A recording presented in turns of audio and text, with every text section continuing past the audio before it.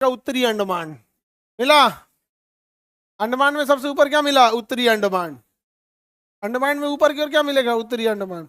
नक्शा सीधा कर लो बबनी, नक्शा सीधा करो। हाँ बेचारी ऐसा काम में करती है कि इसको हम बोल देते हैं, अभी टेंशन में आ जाएगी। सीधा हो गया नक्शा। हाँ आगे बढ़ते हैं। लिटिल अंडमान मिला। वहां सबसे ऊंची चोटी का नाम है सैडल पीक। अंडमान निकोबार की सबसे ऊंची चोटी सैडल पीक मिला। सैडल पीक अंडमान निकोबार की सबसे ऊंची चोटी लगभग 750 मीटर की हाइट पे है। सैडल पीक 740 या 37 के आसपास है सैडल पीक। समझ में आ गया? अंडमान निकोबार की सबसे ऊंची चोटी सैडल पीक। अंडमान निकोबार की सबसे ऊंची चोटी सैडल पीक। कौन सा पीक? Saddle peak. कौन पीक है? Saddle peak. कोई दिक्कत? अंडमान की सबसे ऊंची चोटी सैडल पीक। आगे बढ़े चलिए। अब उसके बीच में देखे मध्य अंडमान मिला। मध्य अंडमान अंडमान निकोबार में जितने द्वीप हैं उसमें सबसे बड़ा द्वीप होगा मध्य अंडमान। देखिए बहुत बड़का होगा वो, दिख रहा है? बुखार के दवाई बराबर है वो, टेबलेट बराबर, बहुत बड़ा है। तो बताइए भारत में जितने द्वीप हैं, कुछ द्वीप जैसे मुंबई भी तो द्वीपे था पहले, था ना? इधर लक्षद्वीप है, कई द्वीप है। उन सारे द्वीपों में सबसे बड़ा द्वीप कौन है? मध्य अंडमान। मिल गया मध्य अंडमान। अब उसके नीचे देखिए दक्षिणी अंडमान। देख लिए? कौन सा अंडमान है? दक्षिणी अंडमान। कौन सा अंडमान? दक्षिणी अंडमान। अंडमान निकोबार में सबसे बड़ा अंडमान, अंडमान निकोबार की राजधानी क्या है? हाँ पोर्ट ब्लेयर। पूछेगा पोर्ट ब्लेयर कौन से द्वीप पर है? दक्षिणी अंडमान। पोर्ट ब्लेयर किस द्वीप पर है? दक्षिणी अंडमान। पोर्ट ब्लेयर किस द्वीप पर है? अब इसका नाम बदल के क्या हो गया?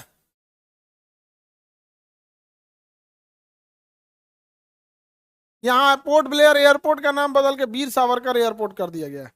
कौन सा एयरपोर्ट कर दिया गया? वीर सावरकर। किधर गया जी, दुनिया घुमा दी हम तो पूरा।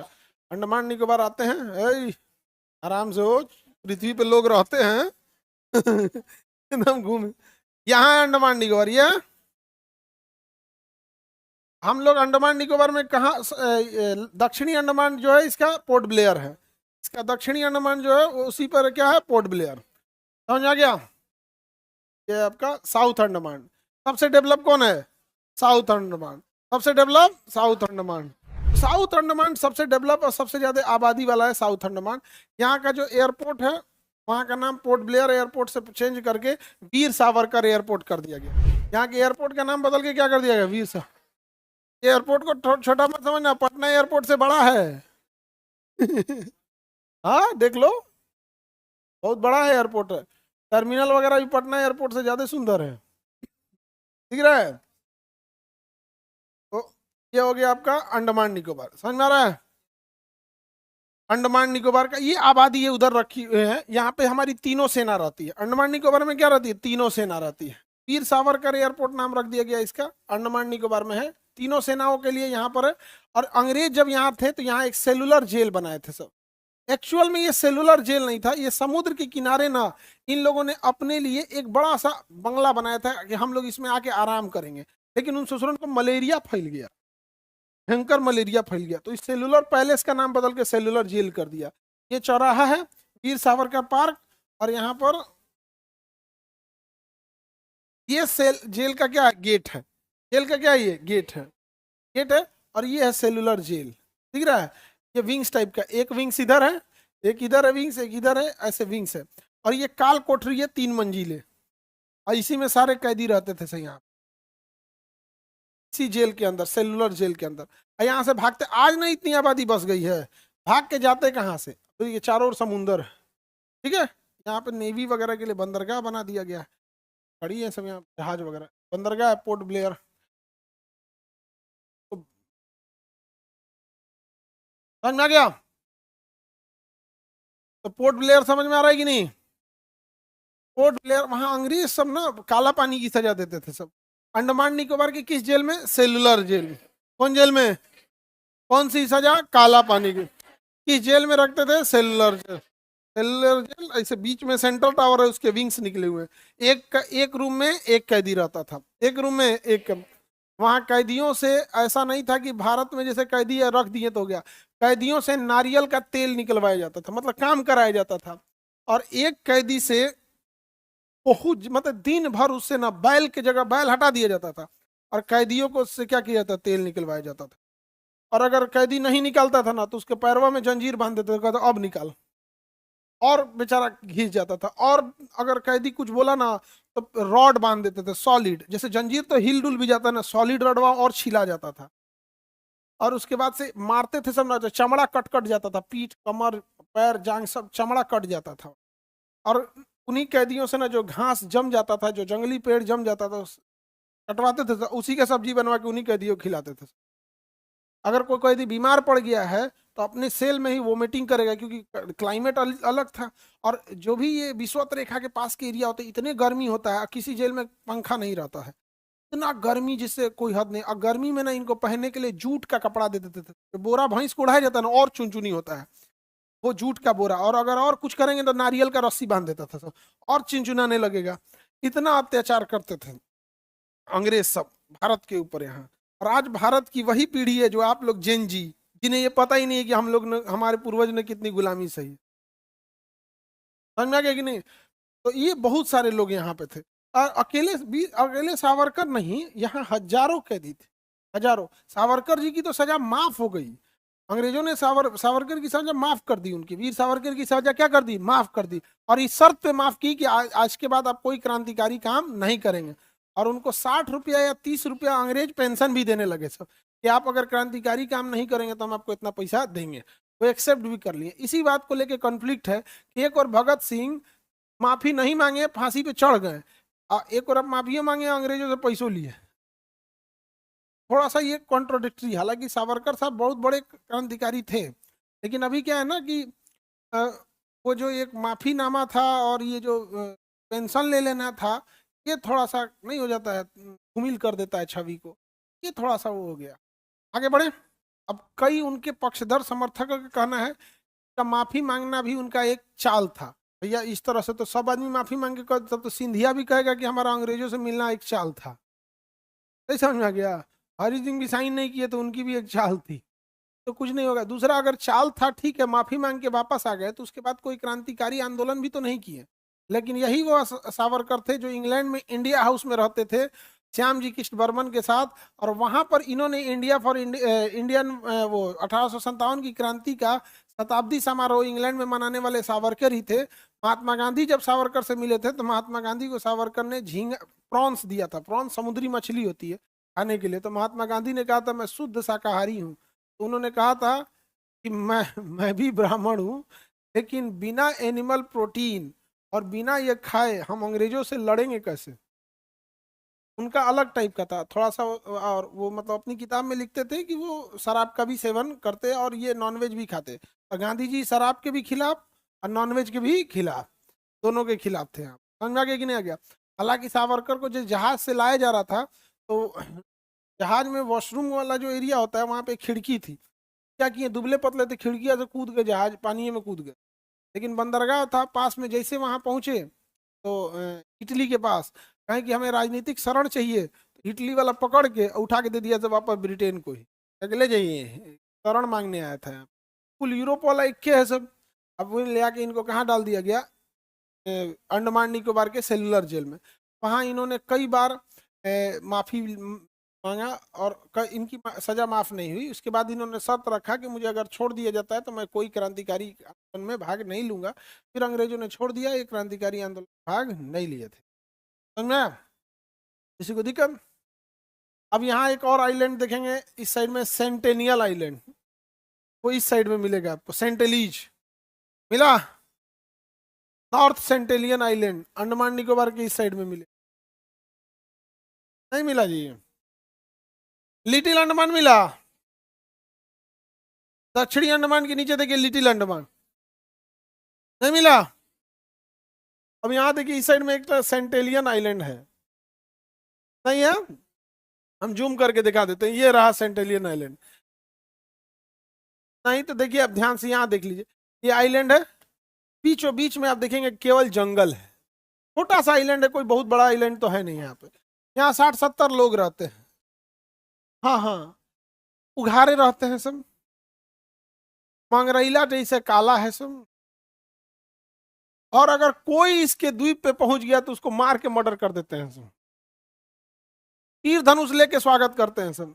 चाहिए अगर घपाक से मार देंगे सब, इनका तीर इतना बड़ा रहता है, आर पार हो जाएगा आदमी। समझ में आ गया? किसी को दिक्कत? अच्छा, अंडमान निकोबार भी पर्यटन के लिए बहुत अच्छा है। अंडमान निकोबार पर्यटन के लिए बहुत अच्छा है, यहाँ पे भी बहुत संभावना है पर्यटन का। लेकिन हम लोग उतना ध्यान बढ़ावा थोड़े देते हैं, बढ़ावा ही नहीं देते हैं। अभी इसको बढ़ावा देना कोई बहुत बड़ी चीज थोड़ी है। जैसे इंडिया मैच जीते तो प्रधानमंत्री क्या करें, उन्हें पार्टी देने के लिए लक्षद्वीप में बुला ले। लोगों बड़े, अरे यार प्रधानमंत्री ने लक्षद्वीप में पार्टी दिया। अभी कोई विदेशी मेहमान आया ज्यादा दिन के लिए, या फिर कोई ऐसा पार्टी हुआ, अपने चल गए वहां पे, एक बार गए थे, लक्षद्वीप नक्शा पे आ गया। लेकिन फिर है कि वहां पहुंचने के लिए एयरपोर्ट ही नहीं। लेकिन अंडमान निकोबार में बहुत बेहतरीन जगह है पर्यटन के लिए। अंडमान निकोबार मिला। सेंटेनियन आइलैंड पे कौन सी जनजाति रहती है? सेंटेलीज जनजाति। और यहाँ एक अमेरिका का रिपोर्टर गया था, उसका चाऊ नाम था उसका, जॉन चाऊ। समझ में आ गया? मार दिया से उसको, आर पार कर दिया। अब अमेरिका गवर्नमेंट ने भारत को विरोध दर्ज किया कि आप का यहाँ हमारे एक रिपोर्टर की मृत्यु हो गई है यहाँ पे। तो कहा कि भैया वो ईसाई धर्म का प्रचार करने गया था और बता भी रहा था, अच्छा आदमी भी था इसमें नो डाउट, लेकिन वो चल गया कहाँ पे? सेंटेनियन आइलैंड पे। वो कुछ नहीं जानता है सब, किसी को मार देगा। तो अब जाके वहां कहिएगा प्रभु प्रभु, तो मार देगा, प्रभु पे जाइए। सबको कुछ नहीं बुझाता है। 2004 में यहाँ सुनामी आया था तो आर्मी हेलीकॉप्टर से इन सबको ब्रेड वगैरह दे रही थी, तो तीर चला दिया था हेलीकॉप्टर पे। आर्मी कहीं चला हो तो यहाँ यहाँ आप जा नहीं सकते हैं, यहाँ आप जा नहीं सकते हैं। अंडमान निकोबार समझ में आ रहा है? नीचे में मिलेगा आपको लिटिल अंडमान, मिल गया लिटिल अंडमान।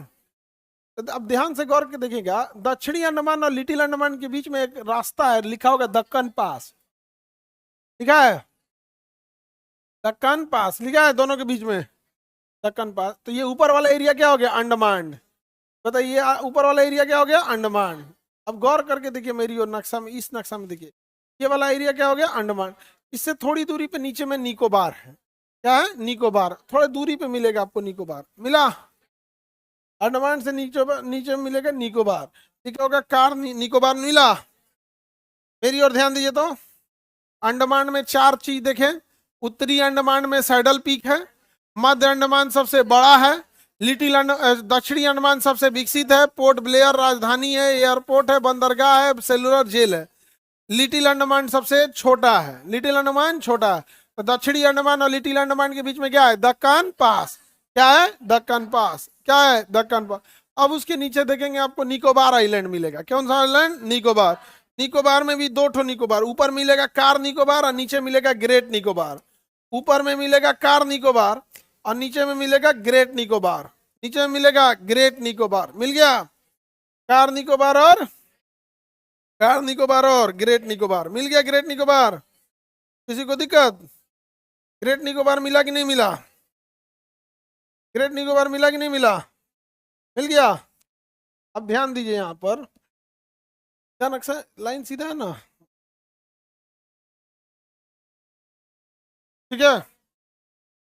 अब ध्यान दीजिए तो, भारत का दक्षिणी बिंदु कन्याकुमारी है या ग्रेट निकोबार है? ग्रेट निकोबार। अच्छा, ग्रेट निकोबार में भी सबसे निचला हिस्सा इंदिरा पॉइंट है। देखिए ग्रेट निकोबार भी का भी सबसे छोटा निचला पॉइंट इंदिरा पॉइंट है। ग्रेट निकोबार का सबसे निचला point Indira point. Great Nicobar का सबसे निचला पॉइंट कौन सा पॉइंट? इंदिरा पॉइंट। कौन सा पॉइंट? इंदिरा पॉइंट। कोई दिक्कत? ग्रेट निकोबार का सबसे निचला भाग इंदिरा पॉइंट, किसी को दिक्कत? तो बताइए भारत का सबसे दक्षिणी बिंदु इंदिरा इंदिरा पॉइंट, लेकिन मुख्य भूमिका दक्षिणतम बिंदु कन्याकुमारी। कन्याकुमारी, किसी को दिक्कत? अब यहाँ है अंडमान। हम इसमें सारे अंडमान को शामिल कर दे रहे हैं, उत्तरी अंडमान, मध्य अंडमान, दक्षिणी अंडमान, लिटिल अंडमान। और यहाँ है निकोबार, इसमें हम सारे निकोबार को शामिल कर दें। Car Nicobar, great Nicobar. समझ में आ गया कि नहीं आ गया? किसी को दिक्कत? मिला। अंडमान निकोबार पे जापान ने कब्जा कर लिया था। किसने कब्जा कर लिया? किसने कब्जा कर लिया? जब सोचिए जापान कहां से आ रहा है और कब्जा कर लिया कहां पर? अंडमान निकोबार पे कब्जा कर। अंग्रेज जब हमको गुलाम बनाए थे ना तो हंसते थे सब। देखो कैसे ये जापान आया, यहां से आते आते म्यांमार कब्जा कर लिया, यानी बर्मा कब्जा कर लिया। क्या कब्जा कर लिया? बर्मा। और यहां से अंडमान कब्जा कर लिया। जापानियों को भगाने के लिए इंडियन आर्मी लड़ी थी ब्रिटेन की ओर से। इंडियन आर्मी लड़ी थी ब्रिटेन की ओर से। और मानेकशॉ मूवी बनी होगी तो देखे होंगे, जनरल मानेकशॉ को जो गोली लगी थी ना, वो जापानी गोली लगी थी। जापानी गोली पेट में लगी, जापान वाले 9 गोली मार दिए थे सब। और लड़ किसकी ओर से रहते हैं? अंग्रेज की ओर से। आप एक मूवी गौर करके देखना, केसरी मूवी करके, क्या नाम है जिसमें 22 सिख सोल्जर रहते हैं, अजय, हाँ, अक्षय कुमार की मूवी है। और कितनी बड़ी अफगानों की फौज को हरा देते हैं, हरा देते हैं, लेकिन 5000 अंग्रेजों को नहीं मारे लोग। तो भारत, अंग्रेजों ने लिखा था कि भारतीयों को आप कभी भी ताकत पे कंट्रोल नहीं कर पाएंगे जब तक इनको जाति धर्म में नहीं लड़ाएंगे, जब तक इन्हें मतलब उसे ये लगने लगा भारत के लोगों को कि जापान मेरा दुश्मन है मारो, अफगान मेरा दुश्मन है मारो। अंग्रेज कह रहे हैं जापानियों को मारो, जापान को मारियो दिया सब। अंग्रेजों ने आदेश दिया तुम 22 पुलिस जवान हो, लेकिन 10,000 अफगानों की फौज है, मारो, मार दिया। लेकिन इतना ना जाति धर्म में लड़े थे, इन्हें अंग्रेज नहीं दिखाई दिया, इन्हें अंग्रेज नहीं दिखा। 5,000 की फौज लेके 200 साल गुलाम बनाया सब। 5,000 की फौज लेके कितने गुलाम बनाए? 200 साल। बताइए, उनके देश में कोई इतिहास पढ़ाता होगा टीचर तो यही ना पढ़ाता होगा, यार हम लोग 5,000 की फौज थे, हम लोग अपने गोदाम की सुरक्षा करने के लिए खड़ा थे और पूरे देश को हरा दिए। और हराए ही नहीं, बर्बाद करके आए। अफगानिस्तान तोड़े, पाकिस्तान तोड़े, भारत तोड़े, बांग्लादेश तोड़े, म्यांमार तोड़े, तोड़ ताड़ के रद्द कर दिए। और उसके बाद मजेदार पढ़ाते होंगे सब, ऐसा ना जहर घोल के आए हैं मिंटो जो था, और कि आज भी उन सबको ही नहीं लगता है भारत के लोग को कि ब्रिटेन उनका दुश्मन है। अभी लगता है किसी को ब्रिटेन दुश्मन है? नहीं। सबको, अच्छा उन लोग को, वो सब तो लुटेरा है, सो उन सबको क्या लगता है यहाँ पे। तो जापान ने किस पे कब्जा कर लिया? अंडमान निकोबार। हुआ बवाल, अंडमान निकोबार पे जब कब्जा कर लिया, सुभाष चंद्र बोस गए हिटलर के पास। हिटलर से कहें कि हमको सैनिक चाहिए। आगे हम कहाँ से देंगे, गोदाम खोल रहे हैं सैनिक का। आगे आप जो नहीं पकड़े हैं ना सैनिक, ये सब सैनिक भारत से आया है। कहे भारत से आया है तो हमरा मार रहा था वही तो। आगे पगला है सब, ब्रिटेन के चढ़ैला पे आके आपको मार दिया सब। हमको मौका दीजिए, हम कोई फौजी को दीजिए, हम वापस ब्रिटेन को मारेंगे। पागल हो गए क्या हो? मोटरसाइकिल 4 व्हीलर है कि दहिना आगे का गियर में आगे चलेगी, बाएं के गियर। ये ब्रिटेन का सैनिक है सब, ब्रिटेन की ओर से हमरा मारे आया था, पकड़ के मार मारे हैं अभी इन सौ को।